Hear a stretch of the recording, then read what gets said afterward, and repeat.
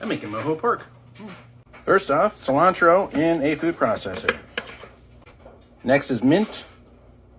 I'm juicing up a bunch of oranges and limes.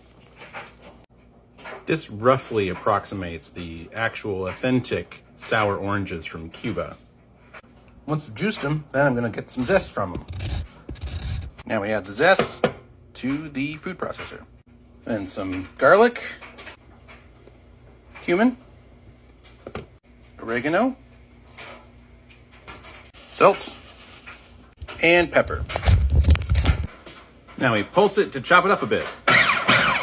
Now add in the orange and lime juices and blend on low for a minute or two.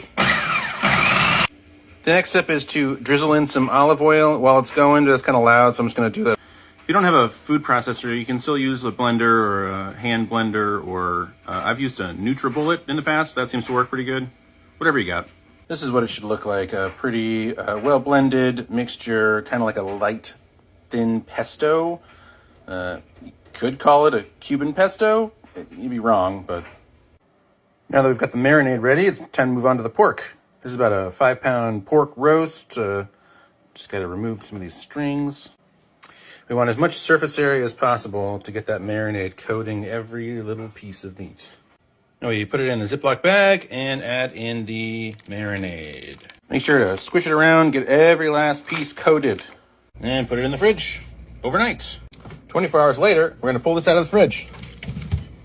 Preheat the oven to 275.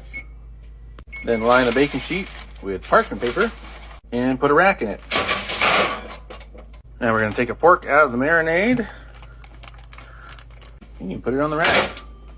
Just like that. Goes into the oven for several hours. Okay, it's been about 4.5 hours. So let's check it out. Yeah, that's about right. Just want to make sure it gets to 160. So this is perfect. Now I'm going to tent with foil and let it rest for 20 minutes.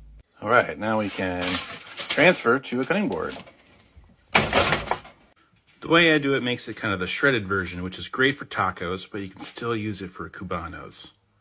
More on that later. Enjoy.